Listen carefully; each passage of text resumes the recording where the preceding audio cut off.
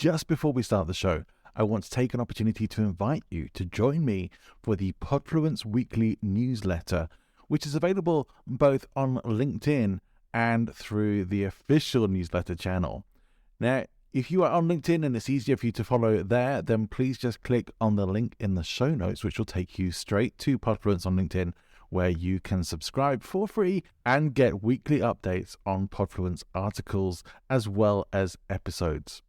If you would like to subscribe to the full newsletter where you'll get additional materials and, as my little incentive to you, my pre-podcast guest checklist for you to use when you're appearing on podcast shows so that you can be fully prepared every single time, then please click the link to the official newsletter in the show notes. Hope to see you there. Let's get on with the show. Welcome to Speaking of Influence, the podcast about public speaking, presentation skills, and tools of influence and persuasion with presentation skills expert Johnny Ball. Most online content creators seem to agree that live streaming is the future and definitely the way to go. If you have thought about live streaming and you'd like to give it a try, my recommendation is Restream.io. It's the service I use, and if you use the link in the description, you will get a $10 credit after you complete your first live stream. Welcome to Speaking of Influence. We are going out live right now. So if you're joining us live, welcome. If you want to join us live in the studio audience, please use the link that you'll see in the description. That way you can come and join us in the virtual studio, and you can even stick around for a bit of Q&A at the end to ask my guest any questions that you might want to put to her. Now, I wasn't planning to have voice coaching as a theme on the show last week, but it did. It came up, and that ended up being what we discussed. We have an expert voice coach with us today. So I love when we get to continue these themes. And her name is Dielle Hannah. She's a voice coach in the UK. She's amazing. One of the nicest people I've had the pleasure of meeting through doing this podcasting. So please welcome Dielle to the show. Thank you, Johnny. That's really lovely. I'm getting glowing reports from you all round today. Honestly, you are one of those people who's so proactive and nice and kind, and it's like, I love meeting people like you, Dielle. Oh, bless you. Thank you. That's very sweet. Now, Likewise. I know you sometimes you prefer to be called Dee. Do you prefer that? Or yeah, that's fine. Dee is fine. Okay. Yeah, call me Dee. Okay, we'll go with that. So, Dee, welcome to the show. It's a real pleasure to have you here. I've been looking forward to this conversation for a very long time. You were the first planned voice coach I had on the show. Last week was a little unplanned, but it's still great. We had a lot of fun talking about this. But for the audience benefit, tell us a bit more about what you do and maybe even how you came to be doing it. So, a bit more about what I do. So, I love all things voice. And I began performing and singing at a really young age, and I was a trained singer from a really young age. So I've been training my voice my whole life, it feels like. For the bit that counts anyway. And I started my own business many moons ago, and I went to a business training event where I was surrounded by people, and a lot of people were training to be speakers, and a lot of people were coaches, and lots of them were mentioning that they had this amazing 3-day training event and they couldn't get to the end of it without losing their voice. And to me, as a singer who's looked after my voice and trained my voice for many, many years, this was absolutely horrible to my ears. And I just grabbed a couple of people and sort of said, have you tried this and have you tried that? And just kind of revolutionized their world into opening out, just the sort of scales falling from their eyes, that actually you can train on this stuff and you can improve all of these sorts of things. You can develop vocal fitness, you can develop intonation and modulation and how to engage people and all of those sorts of things. It's not just everything, it's not just your natural charisma. And it gave me the idea back then to work with speakers more, to use my knowledge that I'd trained and learned my whole life as a singer with speakers, because this information seemed to be so alien.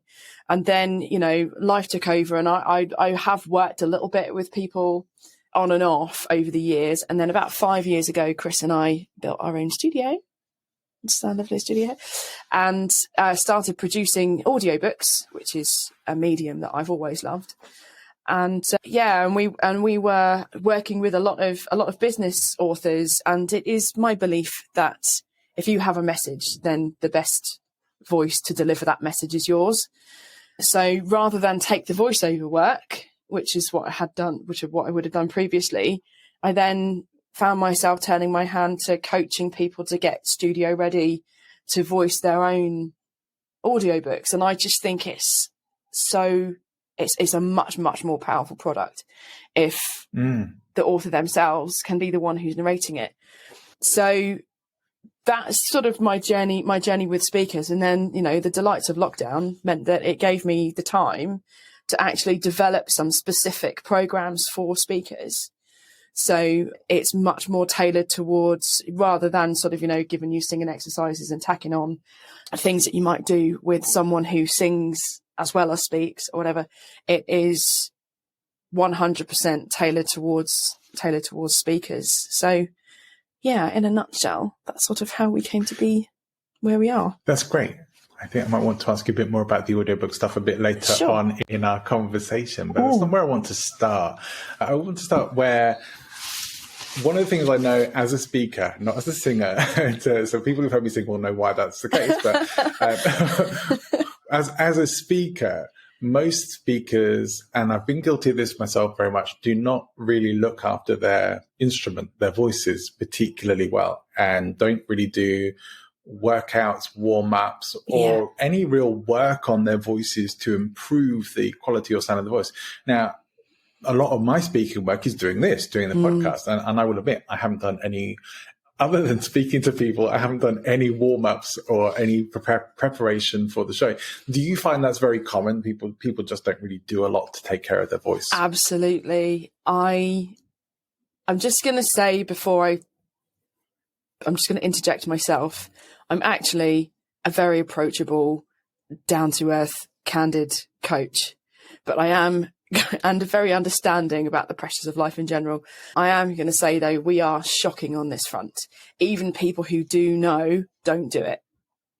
And so it's shockingly common. I find myself in all areas of life, actually, that lots and lots of people are professional voice users and they're not aware of it. Everyone who teaches, everyone who works in customer service, everyone who's a receptionist, everyone who works in hospitality and you're dealing with people, if you have to speak as part of your work, it's not just about, being an entrepreneur and shouting your message from the rooftops or the Facebook rooftops or wherever you're doing it. But if you speak for your work, then you are a professional voice user, and that label has sort of been saved for politicians and orators and actors and professional singers. Right. But yeah, I see an awful lot of that, people who are really struggling with their voices because they don't know how to look after it. And like, why would you, unless someone tells you? It's very, very common. Yeah, I think one of the things I find very common is people really struggling. Like you mentioned about helping people with their intonation and with some of their expressiveness when they speak. And sometimes you do hear people like they don't have that, or they get very robotic when they start speaking and very unrelaxed, very tense. And it comes across really, really quickly. You can tell right away when somebody is not used to or comfortable with presenting. But I think you can sometimes also tell when they haven't done any work on their voice as well. Like their voice seems maybe a bit too soft or quiet. I know when I've worked in public speaking coaching, and not the same as what you do, but I have had to work with people who just very quiet and they're whispering everything and sorry, we can't hear you over here, and so having to work at least on projection and things like that with people, which so many people don't even know about, which is incredible. You have your work cut out for you. Yeah, absolutely. What I really like to do, what I really like to drill down to, is finding the natural, finding people's natural approach with that, so that they don't feel like they're putting on a performance. And to be fair, I do this with singers as well. It's all about finding your natural voice where you are most authentic, just because that's the area that I like to work in. There's nothing wrong with being musical theatre, where it is your job to act. It's your job to pretend to be something that you're not. I like to work with people to find their most authentic self. And with what I do find is that if you say to people that, speak up a bit, love, that there's that then makes you self-conscious, and then you feel like you're putting on a face and you're putting on a show. And it's a large part of my programs are about, giving people the rehearsal space to be able to actually find, get you comfortable with, where is your most comfortable? How soft are your softs? How loud are your louds? And how much do you have to project? And the joy of coupling this with training, so that you're actually doing vocal conditioning, is that your louds can be a lot louder without sounding like you're shouting. And that's, coming back to things you're talking about, like projecting your voice and stuff. If people are, lots of people who have who have softly spoken, if you ask them to speak up, it's so alien to them to do it that they feel like they're shouting, and then the whole tone of what you're delivering changes. Who wants to be shouted at? And being an active Toastmaster, and I know that some of the people who tune into the show are going to be part of Toastmasters organisations. Yeah, me too. And one of the things that I do notice, certainly from clubs that I've generally attended, is that it's very rare to come across somebody doing vocal exercises and warm-ups. But also, most of those situations don't involve people being set up with microphones and stuff. So this kind of thing of being able to project more, being able to be louder or be heard even when you're speaking softly, as it were, then that's vital, especially in those kinds of presentation situations. And realistically, most people who are going to be speaking and presenting these days in a professional capacity, not necessarily hired as a speaker, but in their professional life, presenting to the boardroom or presenting to investors or whatever it is, will benefit from having some of this ability to make the most out of their voice, right? Definitely. There's loads and loads that you can read about how presentation skills develop career development, enhances career development in all sorts of areas. So even as an executive working for a company, not necessarily being self-employed, or, law firms and stuff like that, that loads and loads of people benefit from learning how to speak with authority, learning how to present confidently, so that you give a good account of yourself. And I think that's one of the things that people are worried about, that they're going to give a presentation and they're going to come away from it feeling that they've not shown everyone that they're as knowledgeable and professional as they really are. No. They get more panicked about what other people think of them than about doing the presentation. Yeah, absolutely. I wrote an article and I put it on LinkedIn yesterday about confidence, and the number of times that I've said to people that, if you spent as much time with as much love as possible, if you spent as much time preparing as you did telling me that you're worried that it's going to go wrong, you wouldn't have anything to worry about. And there are various different things that affect people's confidence. I call it their confidence pyramid, where it could be lack of confidence in yourself or low self-esteem. Come across that an awful lot. Lack of confidence in your subject matter. So if you've been asked to give a presentation on something and it's not your wheelhouse, to coin a phrase, that can bring on hot flushes of the third kind, and presentation skills as well. So there's all of those things, and working with people to work out what is it actually that's setting you off. The actions that you need to take will vary depending on what the issues really are. But certainly nowadays, where we're so much of this is online and all of that, you've then got the curveball of tech thrown in. That right. Yeah. It's intimidating. The variations of microphones and all these kinds of things.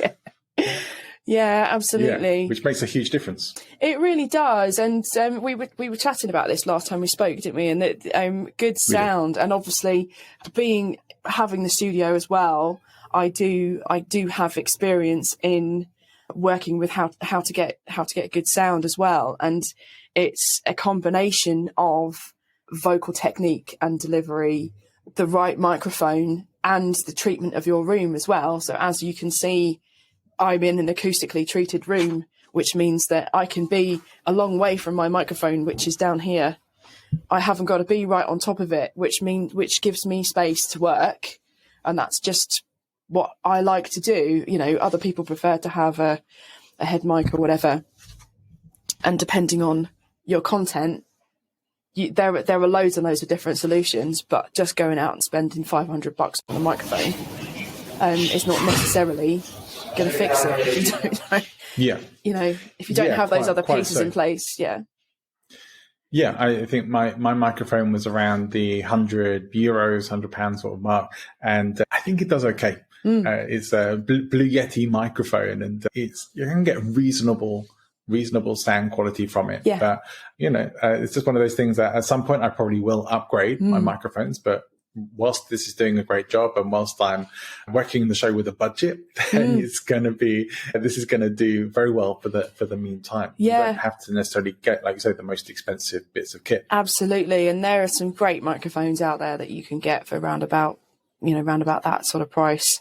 All sorts of different things. I just did a load of free videos about microphones in my group just because people were asking me things about, lapel mics and head mics and studio grade mics and that sort of thing. And the long and short of it is that you've got to find what works for you. There's no one size fits all, but it is a combination of those three things. It is if your space, your kit, and your vocal delivery. So finding the sweet spot of what that is for you and how that can best serve whatever it is that you're trying to do. You guys who are listening, what content are you trying to deliver and what's appropriate for you, what sort of style.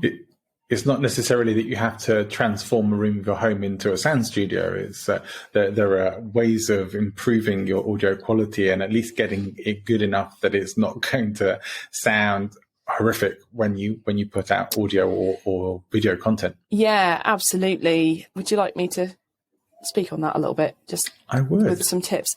So yeah, obviously I'm sat in an acoustically treated box because I am in a professional I'm in a professional recording studio.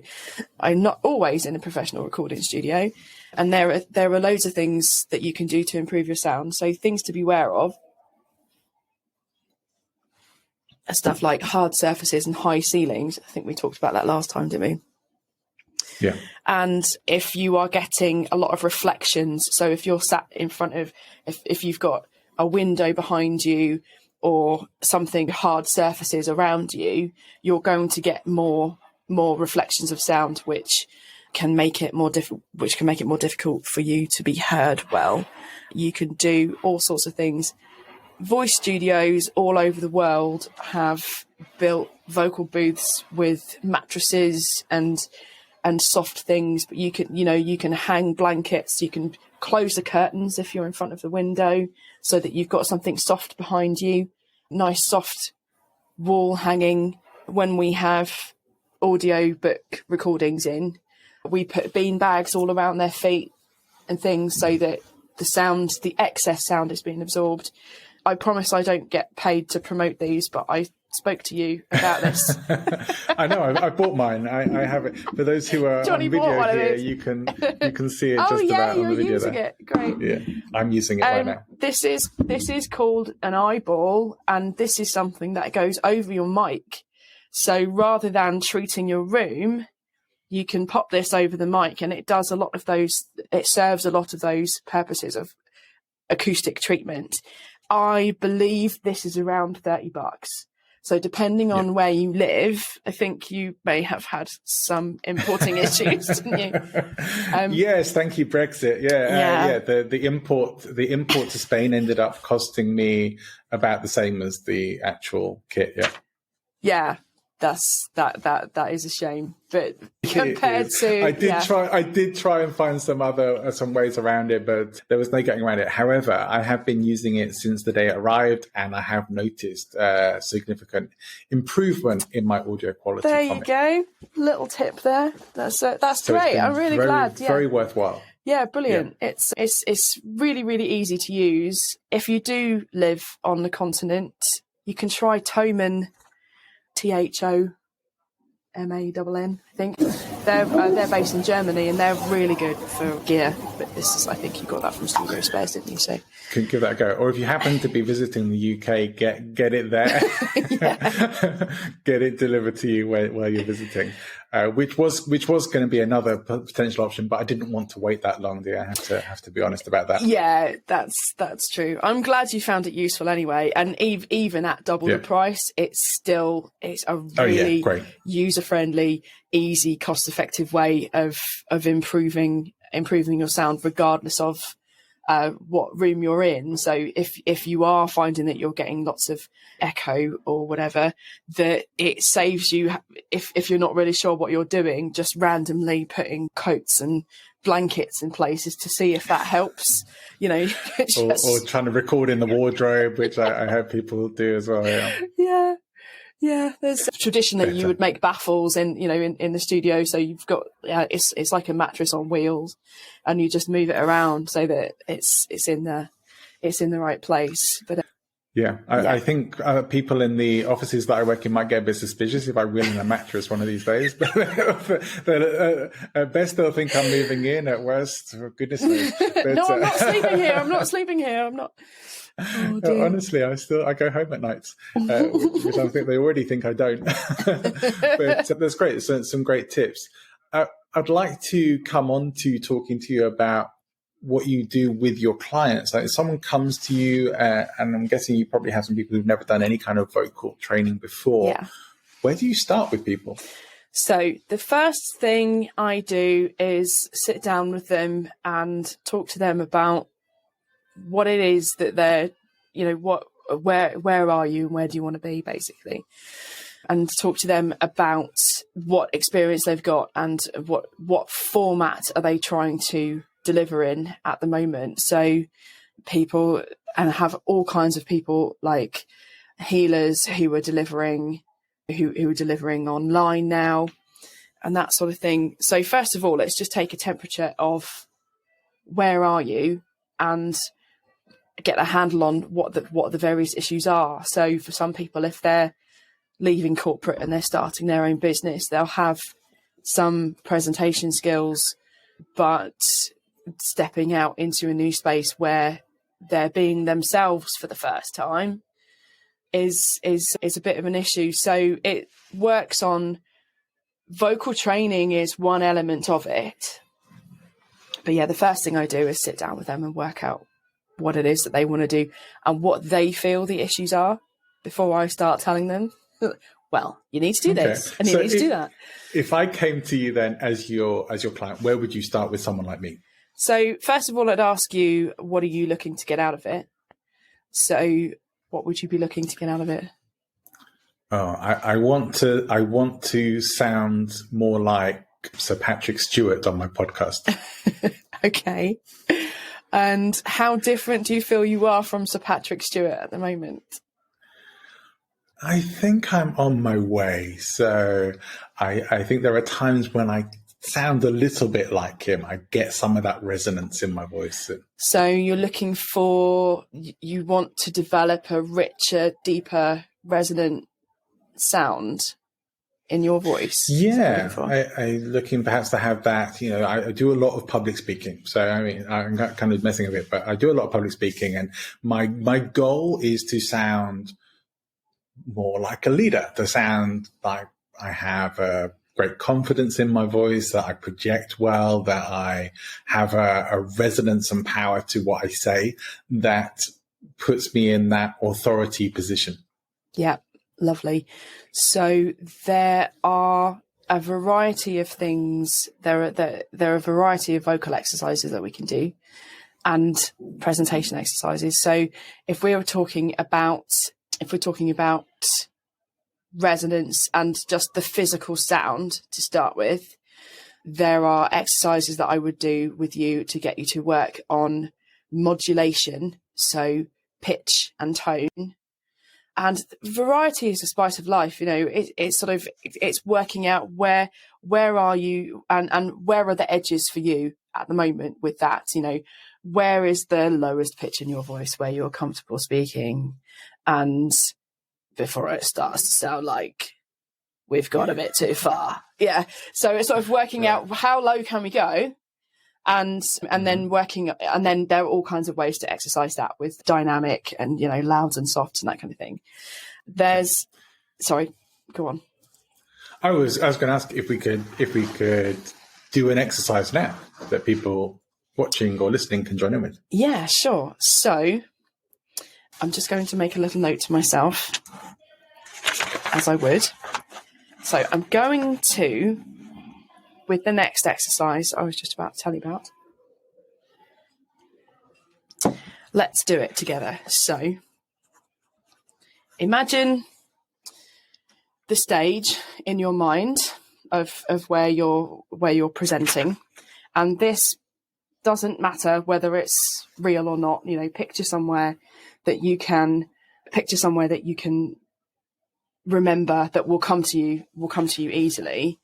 Okay. And on the, excuse my dyslexia, left hand side of the stage is your sage, is your guru.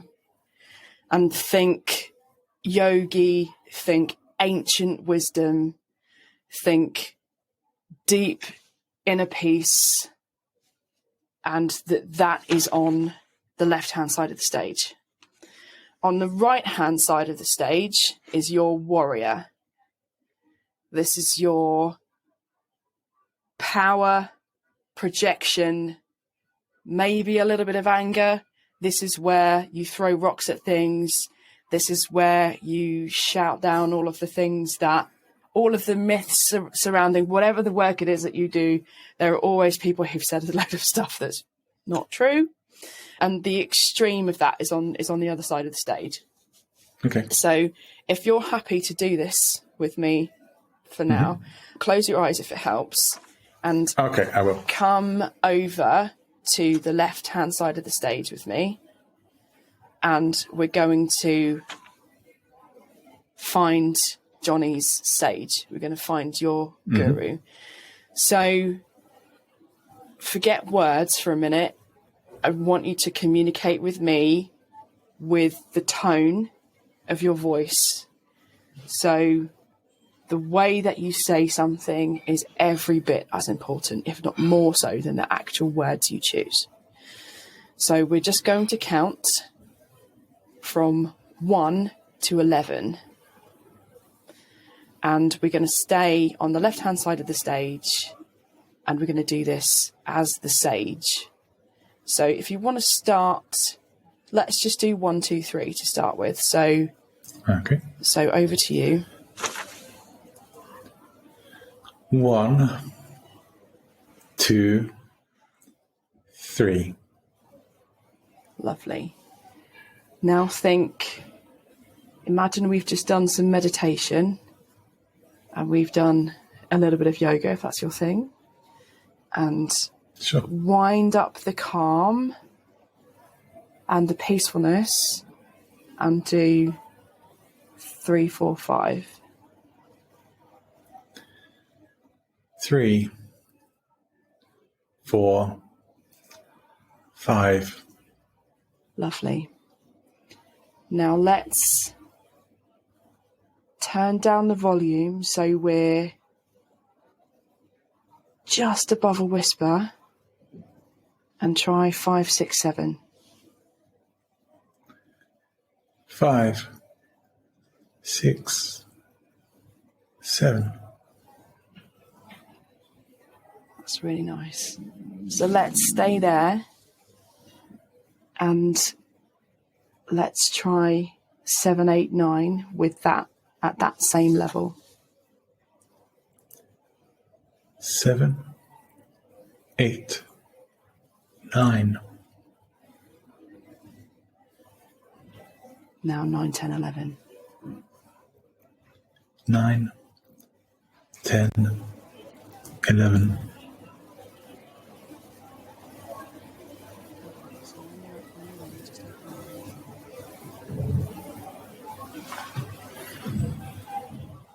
I didn't start snoring or anything like that. No, that's very sorry. You froze a little bit there. That's good. Just as you open your eyes. Okay. So it's just bringing you to that point where I think we all have a box of this is how I speak when I'm presenting, and I'm just looking at bringing out the contrast and bringing out more, finding where the extremes are. And I think even when I said to you, stay here and let's do, I think it was 7, 8, 9, it was even more peaceful when you came back to that. And I think there is definitely room for that making the quietest quiet, what it does is it draws people in. So I think it's, and sorry, this is a little bit of a segue from the exercise itself. I'm just vamping now, but it's beaten into us at school that when you speak in assembly, you have to speak up. And there is massive, massive power in being quiet, being peaceful, and drawing people to you with that tone of voice. We think if someone's going to tell you a secret, you lean in. And there's a huge amount of power there. So I think I'm really glad that we're recording this, because obviously you can reflect on that. I think when we were around 7, 8, 9, 9, 10, 11, we really found, I think if we were to go further than that, it would be interesting to see what the effect would be to go further than that. But I think that's round about where your sage edge is. So let's come over. So let's do the same. So come over to the right-hand side of the stage with me, and we're going to look. Okay, good. I was hoping we were going to do this bit as well. Cool. I'm ready. Yeah, let's. So warrior. This is power, stance. Nothing's going to get me down.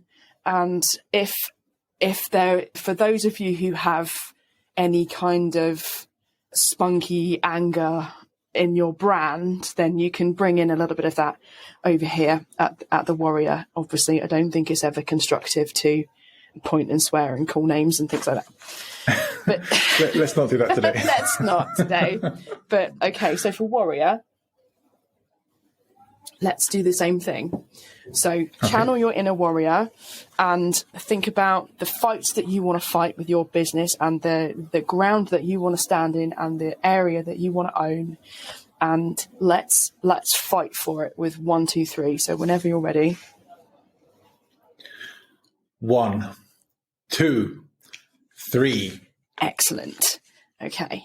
So there's definitely some punch there, and there's definitely some ownership. Let's dispense with the nice professional edge just for the sake of the exercise. So 3, 4, 5, and wind up the gutsiness. 3, 4, 5. Wow, what a difference. Beautiful. Okay, so let's keep going with that. 5, 6, 7. 5, 6, 7. Excellent. And again, 7, 8, 9. 7, 8, 9. Great. And let's be really angry to finish. 9, 10, 11. 9, 10, 11. Great. Okay. So, how was that for you? It was interesting. Very different energy. And it's something I'm thinking, I don't know if I ever really feel like I've accessed that in speaking before. So that's interesting to me. Yeah. Great. So sorry. No, go on. I've got one more bit if you want to. Okay. If I do, and then I'll come back to the point I was going to make because it's more of an observation. Yeah. Okay, great. Okay. So in a full coaching session, we would spend a little bit more time going over those two things. Now let's come to the last section, which is walking across the stage from sage to warrior. So we're looking for a transition from your softest, wisest soft to your angriest warrior. So this is why the visualization can help, and you can translate this to any space. So if you are in, ballroom at a hotel, at a conference or something, you can map out your movement as well, if that's appropriate. But it also can help you with your prep, that which bits do you want to deliver like a sage? Which bits do you want to deliver like a warrior? And there's all of that ground in between. So let's come over to sage. Let's just check in with sage. So just channel that peaceful yogi. Yes. And let's just find that edge first, because we've come quite away from there. So do you want to just try 1, 2, 3? 1, 2, 3. Lovely. Okay.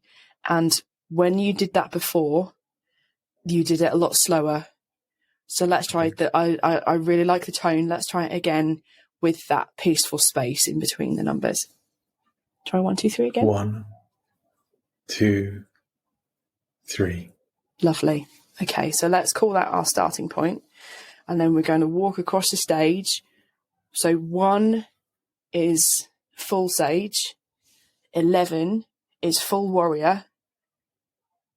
In your own time and your own expression, walk across the stage 1 to 11, so that we arrive at warrior at 11, and just go straight through the numbers. So whenever you're ready. Okay. 1, 2, 3, 4, 5, 6, 7, 8, 9, 10, 11. Excellent. So as you're moving more towards warrior, you're speeding up. You were elevating in pitch as well. I'm not sure if that was conscious or whether you were aware of that. We're elevating in pitch and volume. So all of those things are coming together. And then, it's good to do that. That's an exercise that you can do, and just walk around while you're doing it. I'm definitely going to be doing this. I love this. I love this exercise. Yay. And, so the thing that came up to me whilst we were doing this is I'm thinking, okay, well, why did you choose a sage and a warrior? I'm thinking, okay, well, these are archetypal figures, right? These are the archetypal energies that you're getting me to imagine tuning into and channeling for myself. Do you generally go for using the archetypes that you feel are the best fit, or for where people are looking to go with their show, or are these the two that you generally use in that exercise? I think they are images that most people can relate to in some way or another. And there's some ground that, I talk about yoga a lot because I do a lot of yoga, but it's that most people have a message that they feel passionate, so they feel like a warrior about, and that they have some wisdom to offer. So it is something that it's accessing that part of yourself, and that not everything has to be delivered at 11, literally. That going with those two images is something that's, I find, easy to remember, and just the picture in your mind of what that is channels a lot of energy and expression without having to say. I guess you could use that. You could use that with any archetype that you want to embody for whatever purposes for your presentation. So it's a great exercise for acting and for voice. Yeah, definitely. If you wanted to swap one of those for a clown or something that has a totally my usual energy. voice, you mean? If there's something else that is a different color that you're trying to bring in, like I know one of the Toastmasters trainings is on integrating humor, isn't it? That one of the things that you can do is train on how to pathway. That's it. Yeah, I've been as a guest a couple of times. I'm not actually a Toastmaster, but if there is something like that you particularly want to bring into your act, or I've known people who juggle as part of their act, or if you've got a certain element to the performance that you're trying to bring out, then you could swap those images for anything. I've done magic tricks as part of some of my presentations. Brilliant. Before. That's always fun, but not too many people know. Through the history of the show, I've brought on a lot of humorous speakers and professional comedians as well, and always love talking to them about many of the different aspects around comedy. But actually going down that track myself, you talk about the pathway of humor. That's going to be my next pathway once I finally complete the current one that I'm on. But doing a lot of courses and reading and learning around stand-up, and yes, you can learn how to do stand-up, and that's where I'm heading with a lot of my stuff at the moment, because I love making people laugh, but it's a really great resource to have when you're on the stage. Yeah. And so these kind of exercises are the embodiment is so much more important, especially if you want to be funny when you're presenting. That I'm thinking, I'm loving this. I'm so happy I've had you on the show. Yeah. I think humor is a lot more difficult than it looks. Stand-up comedy is an art in itself. I love stand-up comedy. But it's a learnable art. That's the good thing about it. So we'll see where they go. We'll see if I manage to make people laugh. I usually do a pretty good job, but I want to turn that up and do it even more. I think is that I love seeing people laugh, and I think people learn better when they're laughing, and everyone has a great time. I think people synchronize with each other as well. It feels like when everybody's laughing, it feels like a community thing. Like we come together, we're doing something together. So I love that. That was great. I really, really, really loved that exercise. Now I'm looking at the time, listening to the time. So I'm thinking, okay, we don't have all day here, but so I want to get on. That was great, and I hope that people who are watching or listening will try that out. It's very different to some of the exercises that we were doing last week with Ambika Devi. So this week it's been more of a psychological almost exercise, the channeling that energy, putting yourself into a character, if you like, and switching between that, or bringing in elements of those characters to have that variety and have those different levels. I really love that, and I'm going to play with that a lot. Good. I want to come back to what you were talking about, audiobooks, because I do know that a lot of my show's audience are writers and authors, or at least would like to be, and will probably be thinking about audiobooks, or at the very least thinking about online courses and programs as well. We've had people on to talk about those things before, and having your voice as good as possible is really important. But what do you do to help people then prepare? You mentioned that you go through some processes with people to do their own audiobooks. Give us a bit more of an idea about that. Absolutely. So the authors that I've worked with have a variety of different issues that need addressing when it comes to getting them studio ready. A lot of those things have fed the content for my programs, where some of that is psychological, as you say, some of that is physical training on your voice, some of that is voice preparation. So in a nutshell, the broad advice that I give to authors when they come into the studio is practice. I know it's weird to sit there and read your book out loud to yourself, but practice it, because it is really intense. And this is why you would normally in days gone by, you would hire a professional voice, because they have the stamina, they have the experience. It is actually really intense to sit there and read for however long you're going to do it. We do 8 out 8, some of our authors live far away. They travel to us to do it. It's a big investment, and they sit there and they read for 9 hours. That is a long old day. So first of all, practice. Don't be afraid to breathe. Being in task mode, I think, when you're in the studio means you just ramble on, not ramble on, but, read on and on and on and on and on. if you know that if you've got a little bit of prep time, I mean, there are some exercises that you can do that will make a difference within a week. So if you know that you've got a studio session coming up, do some training, do some vocal exercises, do some conditioning exercises so that your voice is actually stronger and more expressive to be able to do that. Nutrition and hydration is massive. I can tell you that every single author who's ignored this advice, I can tell you where their voice gave out in their audiobook. That are round about chapter 7, because you ignored me and you didn't.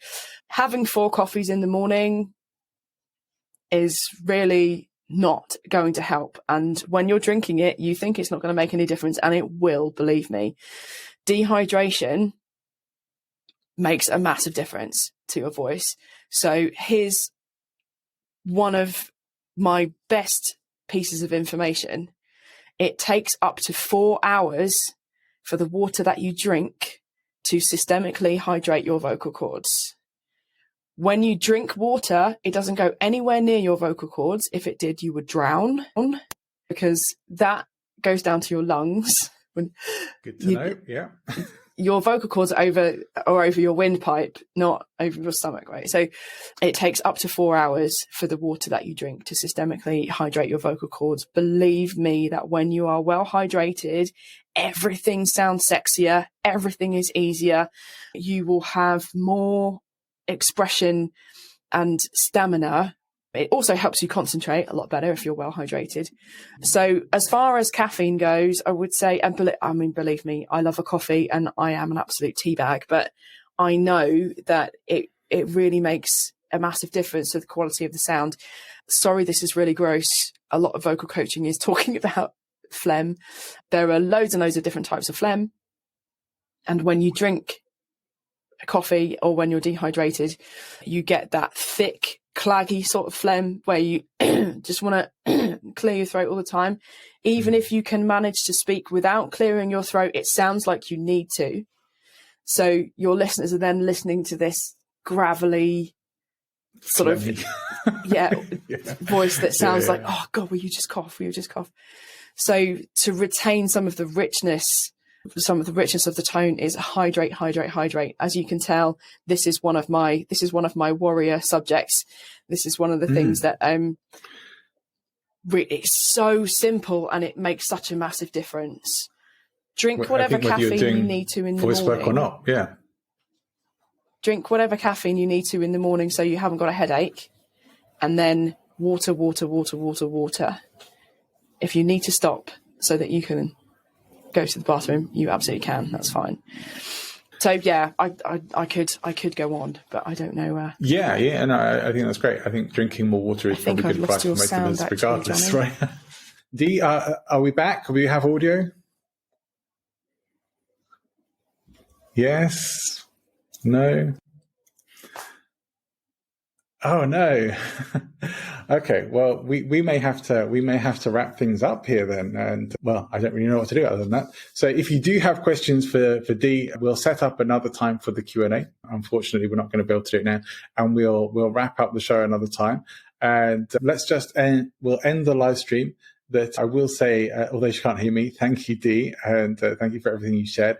I will give you all the information for how you can connect with Dee. Dee has on her website a free giveaway, which is for 3 minutes of vocal exercises that you can do to warm up your voice. We'll make sure that you have that in the episode description as well when the show comes out. With the edited version or as a podcast episode, you will be able to get that link to get those free vocal warm-ups from Dee. And we'll hopefully bring Dee back again in the future as well, and hopefully without these technical issues. So I apologize for that. Nothing we can do about it, unfortunately. But we're going to end the live stream here. Thank you for tuning into the show. If you've joined us live, if you're not live with us, you can join us live for any of the shows, and also for the show Points of Change. Join us live in the virtual studio, become part of the experience yourself, and get the opportunity to ask questions from yourself to my guests, not as part of the live streams, but as part of the after show. So if you want to be part of the after show, the Q&A, then make sure you're following me on social media. Make sure you're following this show, that you're subscribed to the channel. And speaking of influencers, the show, you can find us on YouTube as well. And you can find us on all good podcasting networks. Let's end the live streaming here. And apologies for the technical issues. Nothing we can do about it.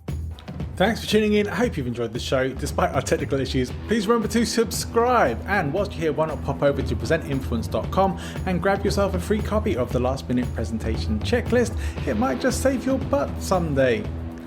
Next time on the show, I'm speaking with Moeed Amit about the psychology of buying. It's a great show. He's an expert on influence and particularly in sales. If you are a business owner or involved in sales in any way, you won't want to miss it. Also coming up soon, a more adult-themed episode with the incredibly funny Jordan Power. We're going to be talking about some very salacious topics, and it's going to be for adult ears only. Also coming up not long after that, we're going to be talking about getting your own book published with Leandra LaRouche, and that's going to be a great show too. There's so much exciting stuff coming up. Make sure you subscribe. See you again next time.